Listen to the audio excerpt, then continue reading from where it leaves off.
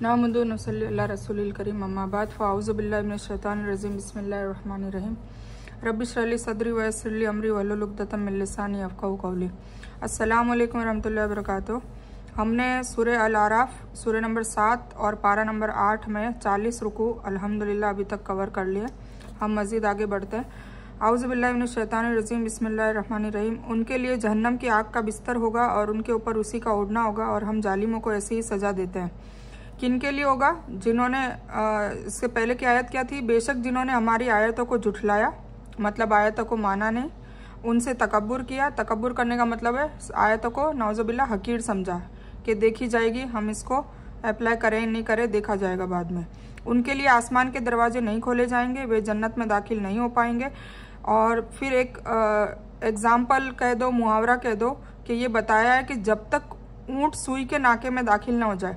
अब आप सोचिए, सुई का नाका, सुई का जो जिसमें हम धागा डालते हैं वो कितना छोटा होता है और ऊँट कितना बड़ा होता है।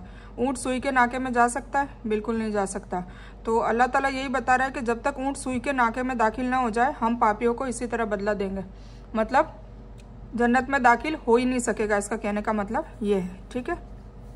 और जो ईमान लाए और नेक काम किए, और इससे विपरीत जो है ईमान लाते हैं और नेक काम करते हैं, हम इसकी किसी जान को उसकी ताकत के एतबार से ही जवाबदेह बनाते हैं। मतलब जिसने जैसी कोशिश की, जिसने जैसा काम किया, यही जन्नती है, यही उसमें हमेशा हमेशा रहेंगे। और हम उनके दिलों के कपट को दूर कर देंगे। उनके नीचे नदियाँ बहती होगी और वह कहेंगे अल्लाह के लिए सभी तारीफ है। और जब जन्नत में जाएंगे तब किसी को आपस में न हसद होगी, न जलन होगी, न कोई बुग़्ज़ होगा, न कोई एक ख्याल कहते हैं वो भी नहीं होगा। सब आपस में खुशहाल ज़िंदगी जिएंगे। किसी को किसी से कोई जलन हसद कुछ भी नहीं होगी। कोई किसी को किसी से कोई परेशानी नहीं होगी। मतलब सब एक अलग ही लाइफस्टाइल होगी जन्नत में, और सब बस एक दूसरे को सलाम दुआ करते रहेंगे और आराम से रहेंगे। ठीक है। और उसके नीचे नदियाँ भी बहती होंगी और अल्लाह के लिए सभी तारीफ़ है। उम्मत का जमा है मुराद वह कौम और उम्मत है जो कुफ्र और मुखालिफत और शिर्क व जुठलाने में एक तरह के होंगे। यह नामुमकिन बात है। जिस तरह ऊँट का सुई के छेद से पार होना नामुमकिन है, उसी तरह काफिरों का जन्नत में जाना, दाखिल होना नामुमकिन है। जिसने हमें इसके रास्ते पर लगाया, अगर वह हिदायत न कराता तो हम खुद रास्ते पर नहीं लग सकते थे। सचमुच हमारे रब के रसूल हक के साथ आए और उनसे पुकार कर कहा जाएगा कि अपने अमल के बदले तुम इस जन्नत के हकदार बना दिए गए। और जन्नती जहन्नमियों को पुकारेंगे कि हमने अपने रब के वादे को जो हमें दिया गया था सच पाया। तो क्या तुमसे तुम्हारे रब ने जो वादा किया सच पाया? वे कहेंगे हाँ। फिर एक पुकारने वाला उनके बीच पुकारेगा कि अल्लाह की लानत जालिमों पर है, जो अपने रब के रास्ते से रोकना और उसे टेढ़ा करना चाहते हैं, और वे आखिरत का भी इनकार करते हैं। और उन दोनों के बीच एक पर्दा होगा और आराफ पर कुछ मर्द होंगे। उन दोनों मतलब जन्नत और दोजख के बीच में एक पर्दा होगा, उसी को आराफ कहते हैं। आराफ पर मतलब जन्नत और दोजख के बीच में की एक जगह, उसका नाम आराफ है, इसीलिए इस सूरत का नाम आराफ पड़ा है। उस पर कुछ मर्द होंगे जो हर एक को उनके निशानों से पहचान लेंगे और जन्नतियों को पुकारेंगे कि तुम पर सलामती हो। वह उस जन्नत में दाखिल नहीं हो पाएंगे, उसकी उम्मीद रखते होंगे। यही बात नबी सल्लल्लाहु अलैहि वसल्लम ने बद्र के मौके पर जब काफिर मारे गए और उनकी लाशें एक कुएं में फेंक दी गई, उन्हें मुखातब करते हुए कहा कि जिस पर हजरत उमर सल्लल्लाहु अलैहि वसल्लम ने कहा, आप ऐसे लोगों को मुखातब कर रहे हैं जो मर चुके हैं। आप सल्लल्लाहु अलैहि वसल्लम ने फरमाया, अल्लाह की कसम मैं उन्हें जो कुछ कह रहा हूँ वह तुमसे अधिक सुन रहे हैं, लेकिन अब वे जवाब देने की ताकत नहीं रखते। इन दोनों के बीच से मुराद जन्नत और जहन्नम के बीच या ईमान वालों और काफिर वालों के बीच है, उसका नाम हिजाबुन, मतलब ये हिजाब है, एक आड़ या पट के दीवार मुराद है, जिसका बयान सूरह हदीद में भी आता है। यह कौन होंगे? अब जो आराफ पर जो कुछ मर्द होंगे वो कौन होंगे ये बताया है। तो उनके निर्धारण के लिए कुछ मुफस्सिरों ने बहुत से इख्तिलाफ है। ज़्यादातर मुफस्सिरों का ख्याल है कि यह वे लोग होंगे जिनके सवाब और गुनाह बराबर होंगे, मतलब न तो जन्नत वाले न जहन्नम वाले। उनकी नेकी जहन्नम में जाने से और गुनाह जन्नत में जाने से रोकेंगे, और इस तरह अल्लाह की तरफ से आखिरी फैसला होने तक वह अधर में लटके हुए होंगे, मतलब उनके लिए फैसला फिर बाद में होगा। और जब उनकी आंखें जहन्नमियों पर पड़ेगी तो कहेंगे हमारे रब हमें जालिमों के साथ न करना, क्योंकि उन्हें पता नहीं होगा कि उनका फैसला क्या होने वाला है। और आराफ वाले कुछ लोगों को जिन्हें उनके निशानों से पहचानते होंगे पुकारेंगे कि तुम्हारी जमात, तुम्हारा घमंड, तुम्हारे काम नहीं आया। क्या यही है जिनके बारे में तुम जोर देकर कसम खा रहे थे कि इन जन्नतियों पर अल्लाह की रहमत नहीं होगी? उनसे कहा जाएगा कि जन्नत में दाखिल हो जाओ, तुम पर कोई डर नहीं और न तुम गमगीन होंगे। और जहन्नम के साथी जन्नत के साथियों को पुकारेंगे कि हम पर कुछ पानी डाल दो, या अल्लाह ने तुम्हें जो रिस्क दे रखा है, अता किया है, उसमें से कुछ दे दो। वे कहेंगे अल्लाह ने दोनों को काफिरों के लिए हराम कर दिया है। जिन्होंने अपने दीन को मनोरंजन और खेल बना लिया और दुनियावी जिंदगी ने जिनको फुसला दिया, इसलिए आज हम उन्हें भूल जाएंगे जैसे वह इस दिन को भूल गए थे और हमारी आयतों को नकारते रहे। और हमने उनके पास एक किताब इल्म पर मबनी तफसीली बयान के साथ भेज दी है जो हिदायत और रहमत है उनके लिए जो ईमान रखते हैं, मतलब कुरान पाक। क्या वह इसके आखिरी नतीजे का इंतजार कर रहे हैं? जिस दिन इसका आखिरी नतीजा आ जाएगा तो जिन लोगों ने इससे पहले उसे भुला दिया वह कहेंगे कि हमारे रब के रसूल हक लेकर आए हैं, तो क्या कोई हमारा सिफारिशी है जो हमारे लिए सिफारिश कर दे, या हम दोबारा दुनिया में भेज दिए जाते तो उसके सिवाय अमल करते जो करते रहे। उन्होंने खुद को नुकसान में डाल लिया और जो बातें घड़ते रहे उनसे खो गई। इनसे मुराद ईमान वाले हैं जो दुनिया में गरीब, कंगाल, मजबूर और कमजोर तरह के लोग थे, जिनका मजाक बयान किए गए घमंडी लोग उड़ाया करते थे और कहा करते थे कि अगर ये अल्लाह के प्यारे होते तो क्या इनका दुनिया में ये हाल होता है ना, मतलब गरीब होते अगर अल्लाह के प्यारे होते तो ये ऐसे जो मालदार और घमंडी लोग थे वो ऐसे उनका मजाक दुनिया में उड़ाया करते थे। तावील का मतलब है किसी चीज़ की हकीकत और नतीजे, यानी अल्लाह की किताब के जरिए वादा, तंबी और जन्नत व जहन्नम का बयान कर दिया गया था, लेकिन ये इस दुनिया का नतीजा अपनी आंखों से देखने के इंतजार में थे, तो अब वह नतीजा उनके सामने आ गया है, मतलब मैदान हशर में। बेशक तुम्हारा रब अल्लाह ही है जिसने आसमानों और ज़मीन को 6 दिन में बनाया और फिर अर्श पर मुस्तवी हो गया। कौन? अल्लाह रब्बुल इज़्ज़त। वह रात को दिन से ऐसे छुपा देता है, वह उसे तेज चाल से आ लेती है, और सूरज व चांद और सितारे को ताबे किया कि वे उसके मातहत है। सुन लो, उसी की तख्लीक और उसी का हुक्म है, सारे जहाँ का रब बहुत मुबारक है। अपने रब को आजिजी और चुपके से भी पुकारो, वह हद से बढ़ने वालों से मोहब्बत नहीं करता। इस्तेवा का मतलब है उच्च और स्थिर होना, और सलफ ने बिना किसी दुनियावी मिसाल और बिना किसी तुलना के यही मतलब लिए हैं, यानी अल्लाह ताला अर्श पर उच्च और स्थिर है, लेकिन किस तरह, किस हालत में, इसे हम बयान नहीं कर सकते, न किसी तरह की तुलना या मिसाल ही पेश कर सकते हैं। नईम बिन हम्माद का कौल है, जिसने भी अल्लाह की तुलना या मिसाल किसी खल्क के साथ दी उसने भी कुफ्र किया, और जिसने अल्लाह की अपने बारे में बयान करदा बात का इनकार किया उसने भी कुफ्र किया, और अल्लाह के बारे में उसकी या उसके रसूल सल्लल्लाहु अलैहि वसल्लम के जरिए बयान की गई बात को बयान करना मिसाल नहीं है। इसलिए जो बातें अल्लाह ताला के बारे में शरीयत में बयान मिलती है और उनकी ही तस्दीक होती है, उन पर बिना किसी दलील या बिना हालत जाने और बिना मिसाल के ईमान रखना ज़रूरी है।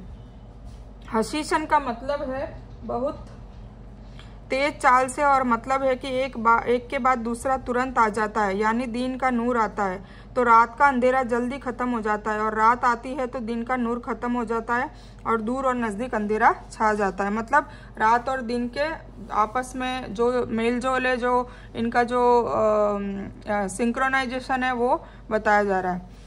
और धरती में सुधार के बाद बिगाड़ पैदा न करो, डर और उम्मीद के साथ उसकी इबादत करो। बेशक अल्लाह की रहमत नेक लोगों से करीब है, और वही अल्लाह है जो अपनी रहमत से पहले खुशखबरी के लिए हवाएं भेजता है, यहाँ तक कि जब वह भारी बादलों को लाद कर लाती है तो हम उससे किसी सूखी धरती की ओर हाँक देते हैं, फिर उससे पानी की बारिश करते हैं, फिर उससे हर तरह के फल निकालते हैं। हम इसी तरह मुर्दों को निकालेंगे ताकि तुम ख्याल करो, है ना। ये एक एग्जाम्पल दिया है खेती बाड़ी का कि हम मुर्दों को भी इसी तरह निकालेंगे, जैसे एक बीज को फाड़ के पौधा निकलता है। और पाक जमीन अपने रब के हुक्म से अपने पौधे उपजाती है, और ख़राब ज़मीन बहुत कम उपज लाती है। इसी तरह हम निशानियों को कई तरह से बयान करते हैं उन लोगों के लिए जो शुक्रिया अदा करते हैं। हमने नूह अलैहिस्सलाम को उनकी कौम के पास भेजा तो उन्होंने कहा, ए मेरी कौम, अल्लाह की इबादत करो, उसके सिवाय कोई तुम्हारा माबूद नहीं, बेशक मैं तुम पर बड़े दिन के अजाब से डरता हूँ। इन आयतों में 4 बातों की तालीम दी गई है। अल्लाह से रो रो कर धीमी आवाज़ में दुआ की जाए। पहली बात, दुआ में ज्यादती न की जाए, यानी अपने पद और ताकत से ज़्यादा दुआ न की जाए। सुधार के बाद फसाद न फैलाया जाए, यानी अल्लाह के हुक्म की नाफरमानी करके फसाद फैलाने में हिस्सा न लिया जाए। उसके अजाब का डर भी दिल में हो, और उसकी रहमत की उम्मीद भी, मतलब दोनों बैलेंस में होना जरूरी है। इसी तरह से दुआ करने वाले अच्छे इंसान हैं और बेशक अल्लाह की रहमत उनके करीब है। जिस तरह से हम बारिश करके अक्सर मुर्दा ज़मीन में ज़िंदगी पैदा कर देते हैं और वह कई तरह के अनाज और फल पैदा करती है, उसी तरह क़यामत के दिन भी सभी इंसानों को जो मिट्टी में मिलकर मिट्टी हो चुके थे, हम दोबारा जिंदा करेंगे और फिर उनका फैसला करेंगे। उनकी कौम के सरदारों ने कहा कि आपको खुली गुमराही में देख रहे हैं। उन्होंने कहा, ए मेरी कौम के लोगों, मैं गुमराह नहीं हूँ लेकिन दुनिया के रब का रसूल हूँ। नूह अलैहिस्सलाम की बात हो रही है। तुम्हें अपने रब का पैगाम पहुँचाता हूँ और तुम्हारी भलाई कर रहा हूँ और अल्लाह की तरफ से वह इल्म रखता हूँ जो इल्म तुम नहीं रखते। क्या तुम्हें ताज्जुब है कि तुम्हारे रब की तरफ से तुम्हारी कौम के एक मर्द पर कोई नसीहत की बात आई है ताकि तुम्हें खबर करे और तुम्हें तकवा बरते और ताकि तुम पर रहम किया जाए। तो उन्होंने उनको झुठला दिया। फिर हमने नूह और उनके पैरोकारों को नाव में बचा लिया और जो हमारी आयतें नहीं माने उन्हें डुबो दिया। बेशक वह एक आंधी कौम थी। नूह अलैहिस्सलाम की स्टोरी सबने सुनी रखी है। बोट का किस्सा है, उसमें नाव में जो ईमान लाए थे उनको रख दिया था, बाकी सारों को समुंदर में अल्लाह ताला ने गर्क कर दिया था।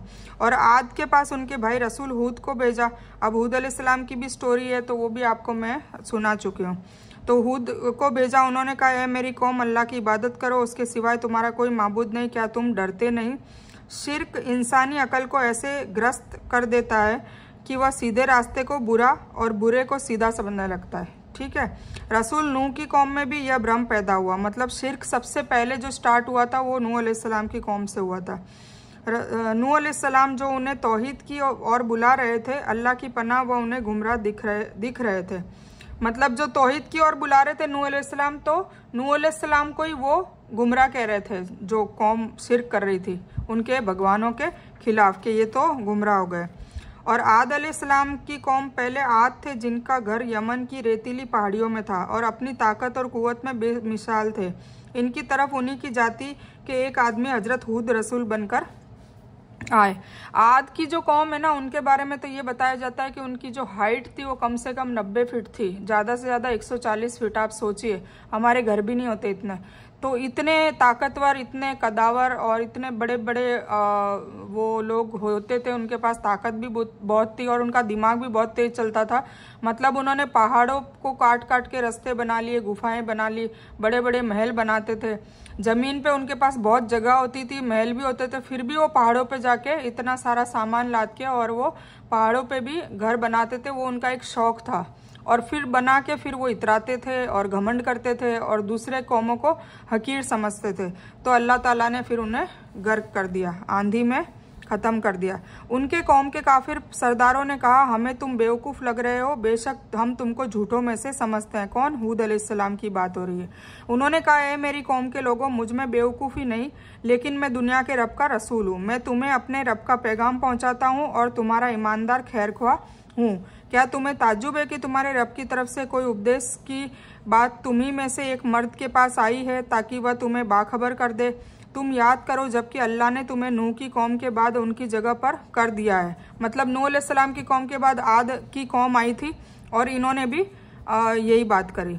तुम्हें नूह की कौम के बाद उनकी जगह पर कर दिया और तुम्हारे डिलडोल को ज़्यादा कुशादा किया। मतलब बहुत अच्छे ताकतवर लोग थे ये, इसीलिए तुम अल्लाह की नेमतों को याद करो ताकि तुम कामयाब हो जाओ। उन्होंने कहा कि क्या तुम हमारे पास इसलिए आए हो कि हम सिर्फ एक अल्लाह की इबादत करें और अपने बुजुर्गों के माबूदों को छोड़ दें? इसलिए तुम जिसकी धमकी हमें देते हो तो लाओ अगर तुम सच्चे हो। मतलब वो कहते थे कि अगर तुम सच्चे हो तो तुम अल्लाह का अजाब लेकर आओ। मतलब अजाब हम देखना चाहते हैं, फिर कबूल करेंगे, नाउजुबिल्लाह। ठीक है। तो ये बार बार यही बात करते थे जब भी हूद अलैहिस्सलाम तौहीद की बात करते थे। और वो हमेशा यही कहते थे कि हमारे बुजुर्गों ने जिनको बूतों को, मूर्तियों को और एक नहीं एक से ज़्यादा माबूदों को पूजा है, हम वैसे ही करेंगे, हम अपने बुजुर्गों की परंपरा नहीं छोड़ेंगे। और आज हमारे मुआशरे में भी सेम चीज़ है। कुछ लोग यही कहते हैं कि हम अपने बुजुर्गों का जो परंपरा चली आ रही है हम वही करेंगे, चाहे शरीयत में उसका कोई नामो निशान भी न हो। ठीक है। तो हमें इससे बचने की ज़रूरत है, जैसे कि आद की कौम को भी इसी तरह गर्क किया। उन्होंने कहा कि तुम्हारे रब की तरफ से तुम पर अजाब और गजब आ ही गया क्या तुम मुझसे कुछ ऐसे नामों के बारे में झगड़ा करते हो जो तुमने और तुम्हारे बुजुर्गों ने रख लिए हैं, मतलब उनके बूतों के नाम, जिनकी कोई दलील अल्लाह ने नहीं उतारी है ना, जिनका कोई वजूद ही नहीं है।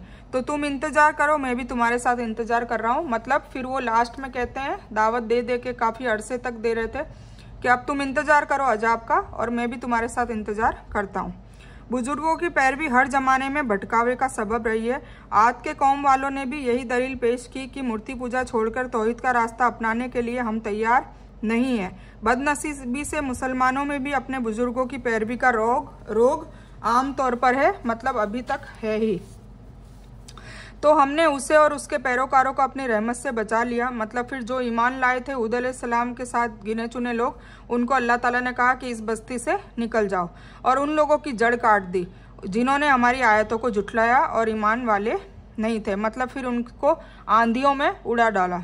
इतने कदावर लोग थे तो भी वो ऐसी आंधी खतरनाक आई थी कि उसमें वो उड़ गए। और समूद के पास, अब समूद की बात हो रही है, इसमें तकरीबन सारे ही प्रॉफिट्स की स्टोरी छोटी छोटी रूप में बताई है कि उन्होंने किस टाइप का गुनाह किया था और उन्हें किस टाइप की सजा मिली, ठीक है, ताकि हम इससे इबरत हासिल करें। तो अब समूद अलैहिस्सलाम की बात हो रही है, और समूद के पास उनके भाई साले को भेजा। मतलब साले अलैहिस्सलाम की कौम थी समूद जगह का नाम है। उन्होंने कहा, ऐ मेरी कौम के लोगों, अल्लाह की इबादत करो, उसके सिवाय तुम्हारा कोई माबूद नहीं। तुम्हारे पास तुम्हारे रब की तरफ से सबूत आ गया है। यह अल्लाह की ऊँटनी है, तुम्हारे लिए निशानी है। उसे अल्लाह की धरती में खाने को छोड़ दो, उसे बुराई से हाथ न लगाना कि तुम्हें दुखद अजाब पकड़ ले, ठीक है ना।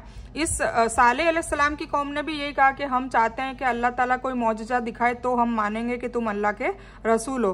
तो अल्लाह ताला इनको क्या मौजज़ा दिखाता है कि एक मतलब पैदा की हुई बड़ी अच्छी सी दूध देती हुई ऊँटनी उन्होंने वहाँ पे दुनिया में भेज दी, एक पत्थर के ऊपर। वो आज भी आप YouTube पे सर्च कर सकते हो, वो पत्थर के ऊपर जन्नत से उतारी गई थी वो ऊँटनी।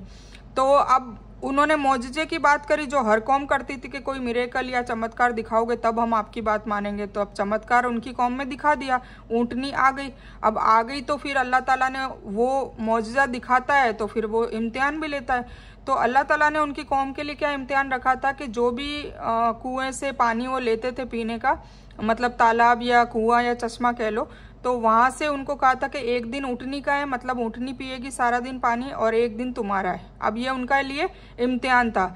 तो वो जो एक दिन ऊँटनी के लिए दिया जाता है ना, तो सारे लोग परेशान हो गए और आखिर में उसका कत्ल कर दिया। तो कत्ल तो एक ने किया था, पर वो एक के चक्कर में पूरी की पूरी कौम को सजा मिली। उनके सारे घर औंधे कर दिए, उनकी पूरी बस्ती को उल्टा कर दिया और सबको मार दिया गया। तो ये चीज़ इसमें आ रही है। मैंने साले अलैहिस्सलाम की स्टोरी इसलिए सुनाई क्योंकि मैंने साले अलैहिस्सलाम की स्टोरी अभी तक बनाई नहीं है, ताकि आपको इसका ध्यान रहे, ठीक है। इसमें छोटी सी बात है तो मैं आपको पढ़ के सुनाती हूँ। तो तुम्हारे पास तुम्हारे रब की तरफ से सबूत आ गया है, ये अल्लाह की ऊँटनी तुम्हारे लिए निशानी है। उसे अल्लाह की धरती में खाने को छोड़ दो, उसे बुराई से हाथ न लगाना कि तुम्हें दुखद अजाब होगा। मतलब तुम उसको कोई भी टाइप का दुख मत देना, पर उसका कत्ल कर दिया तो कत्ल करते ही अल्लाह ताला ने अजाब दे दिया। और तुम उन हालातों को याद करो जब अल्लाह ने तुमको आद कौम के बाद खलीफा बनाया था, धरती में तुम्हें रहने की जगह दी, तुम उसकी बराबर ज़मीन में घरों को बनाते हो, पहाड़ों को काट काट कर घर बनाते हो। अल्लाह की नेमतों को याद करो और ज़मीन में फसाद करते न फुरो। उनकी कौम के घमंडी सरदारों ने कहा कि अपने कमज़ोरों से जो ईमान लाए थे, क्या तुम्हें यकीन है कि साले अपने रब के भेजे हुए हैं। मतलब वो जो ईमान लाए थे उनको भी कहते थे, उनके जो सरदार थे जो कुफर करते थे, कि क्या तुम्हें यकीन है कि जो साले है, मतलब साले अलैहिस्सलाम हकीकत में रसूल है। उन्होंने कहा कि हम उस पर ईमान रखते हैं जिसके साथ उन्हें भेजा गया है। घमंडी सरदारों ने कहा, तुम जिसके ऊपर यकीन करते हो हम तो यकीन नहीं करते, मतलब हम नहीं मानते कि वो रसूल है। इस कौम पर हवाओं का अजाब आया जो लगातार 7 दिन 8 रातें चलता रहा। किस पर? आद की कौम पर।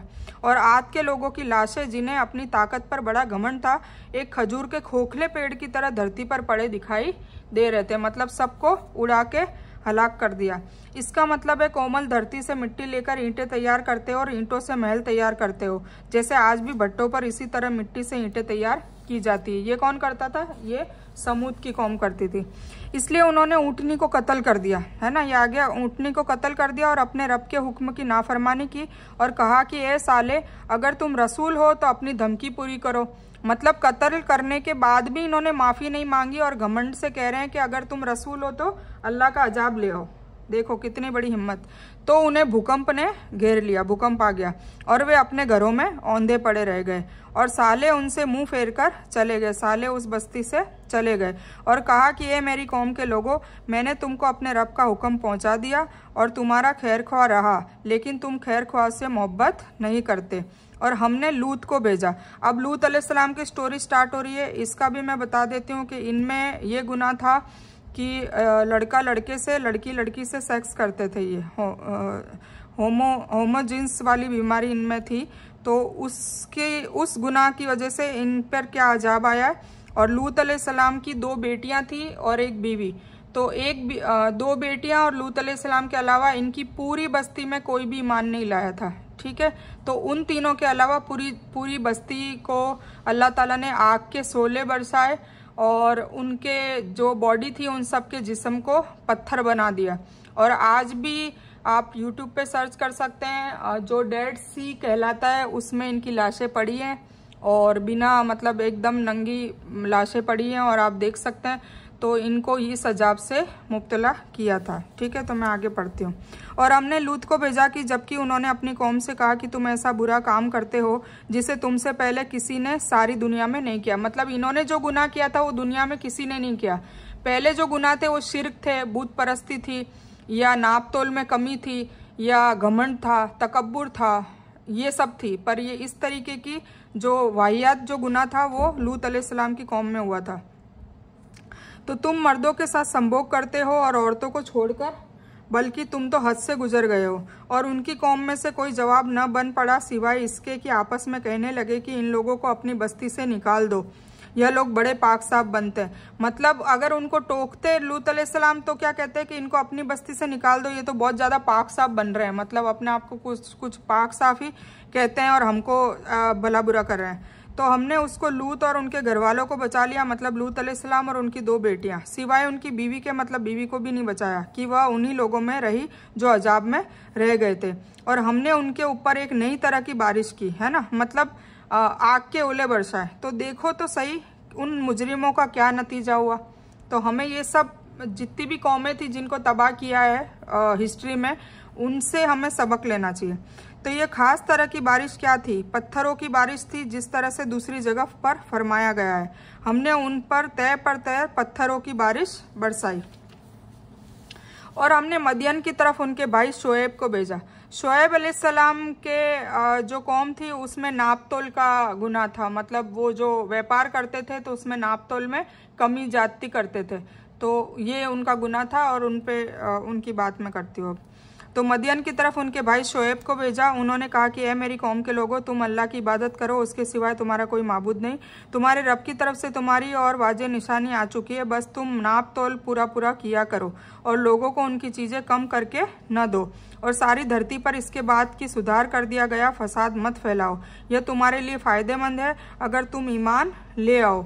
और तुम हर एक के रास्ते पर उन्हें धमकी देने और अल्लाह के रास्ते से रोकने के लिए जो अल्लाह पर ईमान लाए न बैठा करो और उसमें गलती की खोज करते हुए, और याद करो तुम थोड़े थे तो अल्लाह ने तुम्हें ज़्यादा कर दिया, फिर देखो कि फसादियों का अंजाम कैसा रहा। और अगर तुम में से कुछ लोगों ने उस हुक्म पर यकीन किया जिसके साथ मैं भेजा गया हूँ और कुछ ने यकीन नहीं किया है, तो थोड़ा सब्र रखो यहाँ तक कि अल्लाह हमारे बीच फैसला कर दे, और वह सबसे बेहतर फैसला करने वाला है। मदियन हजरत इब्राहिम के बेटे और पोते का नाम था। ठीक है, हजरत इब्राहिम के 3 बेटे थे। मदियन का नाम अक्सर नहीं लिया जाता, पर मैंने आपको जब स्टोरी हजरत इब्राहिम अलैहिस्सलाम की बताई थी उसमें मदियन का नाम बता रखा है। ठीक है, तो इब्राहिम अलैहिस्सलाम के बेटे इसाक अलैहिस्सलाम, इस्माइल अलैहिस्सलाम और मदियन। इस्माइल अलैहिस्सलाम सबसे बड़े बेटे थे, फिर उनसे 14 साल छोटे इसाक अलैहिस्सलाम थे और फिर मदियन थे। ठीक है, तो ये मदियन हजरत इब्राहिम अलैहिस्सलाम का के बेटे का नाम है, जिनके नाम से एक शहर है। और उस शहर में शोएब अलैहिस्सलाम की कौम आई थी और वो बस रहे थे। फिर उन्हीं के वंश से संबंधित कबीले का नाम भी मदियन, और जिस बस्ती में वे रहते थे उसका नाम भी मदियन पड़ गया था। इस तरह इसको कबीले और बस्ती दोनों के लिए बोला जाता है। यह बस्ती हिजाज इलाके के रास्ते में मान के करीब है। इन्हीं को कुरान में दूसरे मुकाम पर वन के निवासी भी कहा गया है ना, जंगल के निवासी। उनकी तरफ हजरत शोएब अलैहिस्सलाम नबी बनाकर भेजे गए।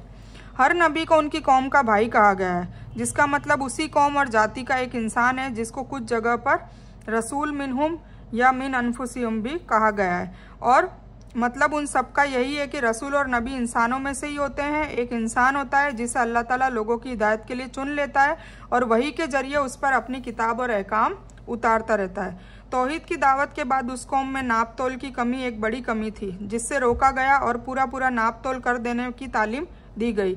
यह बुराई भी बहुत भयानक है, जिससे उस कौम के अखलाकी गिरावट का पता लगता है जिसमें यह बुराई पाई जाती है। यह बुरी खयानत है कि पैसे तो पूरे लिए जाए और चीज़ कम दी जाए।